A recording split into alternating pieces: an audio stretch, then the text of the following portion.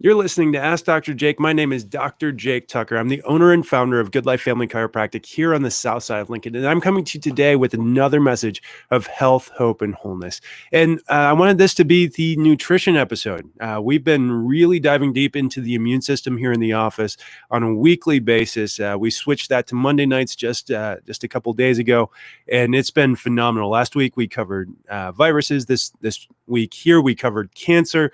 And next week, we're going to cover neuroimmunology and why it's so important to understand the role of the nervous system and what you can do to improve and enhance the quality of your nervous system and thereby improve the health of your immune system. And so what we're doing is we're creating Warrior Wellness Patients. We're actually creating that club in our office for these patients that are participating in it, really making it worth their while to come out to these things. And what I wanted to do is give you a little snapshot of that. Here is my radio listeners as the show listeners as well. I know some of you take this in via podcast. Others of you are watching this on Facebook. And however you take this, just make sure that you like and review and share this with your friends and family, because it's not what I say to you and the changes that you make that will make the biggest difference. It's how we impact culture, because right now we're living in a sick and dying world. You think about where America is. We're worst in the world in obesity. We're worst in the world in heart disease. Our cancer rates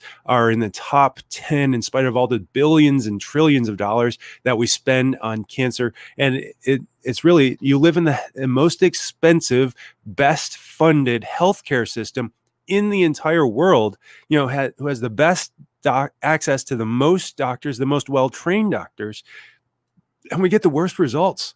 Out of 37 industrialized nations, we rank dead last in health care systems. And we rank 72nd overall when it comes to actual health. And why is that? Well, it comes down to the 5 essentials. And we talk about these on a daily basis. These are essential. You cannot be healthy without them. Number one, your mindset. What you believe about health determines how healthy you are, because it determines the actions that you take regarding your health. If you think that your health is just the presence or absence of symptoms, then you're going to get sick every time you feel bad. But the problem is that no healthcare system in the world defines health as the presence or absence of symptoms. It's a state of 100% optimal function and healing. You either get closer to 100% function and closer to health by your actions, or you step further away from that and you lose that function, you lose the integrity, and you lose the ability to do things and be able to overcome things. And then you get sicker and sicker and sicker and sicker. So it's not am I healthy or am I sick based off of presence or absence of symptoms. It's actually, how well am I functioning? Number two, the thing that controls all function in your body is your nervous system. Heart beating, lungs breathing, healing and cut on your leg, or as we're about to talk about and really dive into, how well we're digesting and assimilating our food, is all controlled by the nervous system. A signal runs from your brain down the spinal cord, out the nerves to every organ, cell, and tissue, and that's how it's controlled. Number three, and I'm just going to cover this just for 15 seconds and we'll move back to this, but nutrients. God designed us to be able to assimilate foods into our body that innate intelligence that resides in our central nervous system that animates and controls it requires nutrients. We get that through food. Number four, motion, oxygen. We need both. Both of them are required for life. What that means is fitness. We need to be able to move. We need to be able to do things to get that oxygen in there. And in doing so, stimulate the brain and make sure that the brain functions at a high level. And number five, toxins interfere with the expression of health and life and vitality. And so we need to maximize our detoxification process, and in doing so, minimize the amount of toxins that we're exposed to. And so what we're going to talk about today is essential number 3, and there's 4 key points that you're going to need with this. So make sure that you have a pen handy or pull out your phone and start taking notes on your phone. But either way, you want to write these down, because our healthcare system really starts in the kitchen. If you truly want to be healthy, it starts in the kitchen and thereby actually starts in the grocery store. What you put in your cart and what you take home and what you have in the kitchen is always going to determine what ends up in your mouth more than anything else. Because if you have nothing in your kitchen, guess what you're getting? You're getting fast food. And if you eat processed food, I don't care what diet you're on, even a low-calorie diet, you're going to have one of the least healthy outcomes out there, whether that's processed food coming from the grocery store or from fast food or any of these things. A processed food diet is one of the least healthy diets in the world. That is scientific fact. I would say the science is closed on that, but by definition, science cannot be closed. But as much as anything that we know that processed food diets are going to lead to sickness and disease. So that's number one, is we need to understand that what we put in our shopping cart matters. And if you're not using a shopping cart, start there. Start by going to the grocery store. And so then there's some pretty basic things that are wrong with the way that Americans eat. So what we call this is the standard American diet. In the standard American diet, there are 4 basic problems. And the first problem is that we eat too many carbohydrates. So step number 2 in this process is we need to curb our carbohydrates. We consume about 2/3 pound of sugar a year. That adds up to about 263 pounds of sugar that we eat in a given year. Number 1, that comes from our sugary drinks. That's about 1/3 of all the sugar that we consume. And then number 2, that's coming from processed foods. That's prepackaged foods. That's foods that are coming in jars or cans. Even your organic pasta sauce or your organic peanut butter have sugar added to them, unless you're looking for the options that don't have sugar added, or you're making it yourself. Even better, get it in season. So number 2 in that list, curb your carbohydrates. Number 3, we need to fix our fats. We have this bad relationship with fats. In the United States of America in the 1950s and 60s, fats were vilified for their role in heart disease. But what we failed to comprehend during that time, and what the science really mislabeled, was that it wasn't that fats were causing heart disease. It was that bad fats were causing heart disease. And this was in an era where they were starting to introduce artificial fats, things like margarine, things like canola oil. And we were getting a lot of these fats in increasing amounts.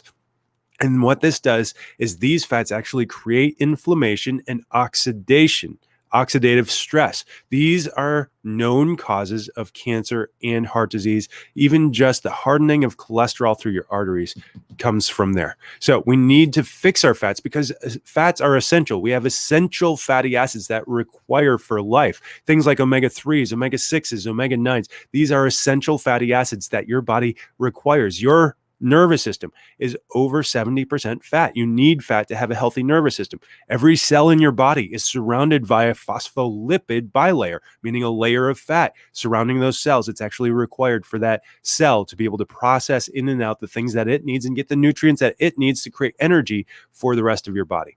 And so we need to fix our fats. Where are the healthy fats? They're the ones that are coming through natural sources. Number 3 is we need to perfect our proteins. We have things that we require for life called essential amino acids. These are what make up protein chains. Now, most of us get our proteins from an animal source. We need to get a healthier animal source, just because when we eat animals that are sick and unhealthy, we become sick and unhealthy people. And what does that mean? It means that we need to look at how healthy our cows are. We need to look at how healthy our chickens are. We need to look at how healthy our pigs are.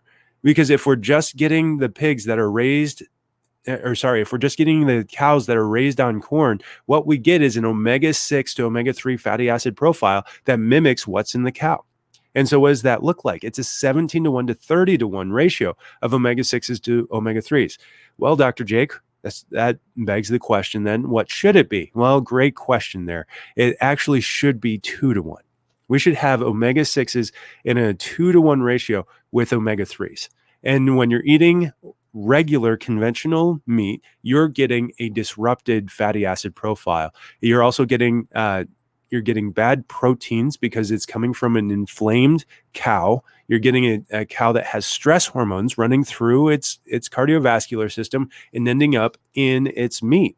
And then we're consuming that, and we're disrupting our hormones, we're disrupting our proteins, we're disrupting our fats, and it creates a very toxic situation. That's why the World Health Organization has labeled red meats in particular and processed meats in the same classification as cigarettes for its carcinogenic levels.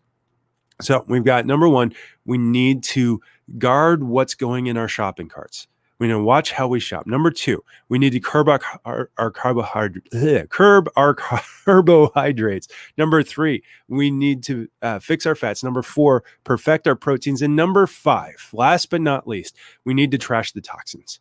We live in an industrialized society that has industrialized everything, including the natural. And so what we've gotten to is we've gotten to a place where even our fruits and vegetables are sprayed in artificial chemicals, in plastics, things to keep bugs off of them. And what this does is it allows for farmers to create more food, but it's also depleted the soil and made for a toxic situation that interferes with the digestion and absorption of nutrients. And as our body goes to replace itself, which it does every single day, every 3 days, we get a brand new stomach lining. Every 5 days, a brand new intestinal lining. Every 5 to 10 years, we get a brand new heart and brand new lungs at a cellular level. And every 15 to 20 years, we get brand new bones and brand new nerves.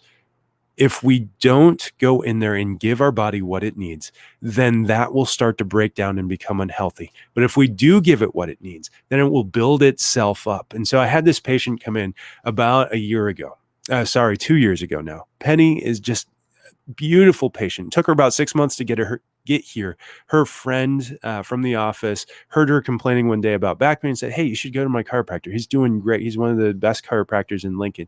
And so she said, "Oh yeah, great. I should check him out." She called us and we tried to talk her into coming in. She's like, "You know what? Money's tight. I'm going to wait until a little bit later when money clears up a little bit." Well, it took her about 6 months to get into the office.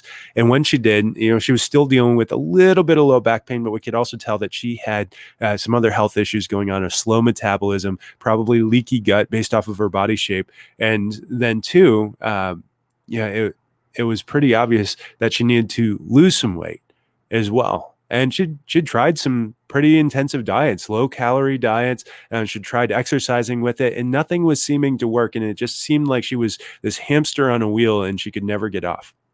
And so we started to address the 5 essentials with her. Number one, we looked at her spine. Why did I look at her spine first and not address her diet when it was so easy to just start teaching her about these 5 key things to getting healthier and getting more nutrients into her body with less calories?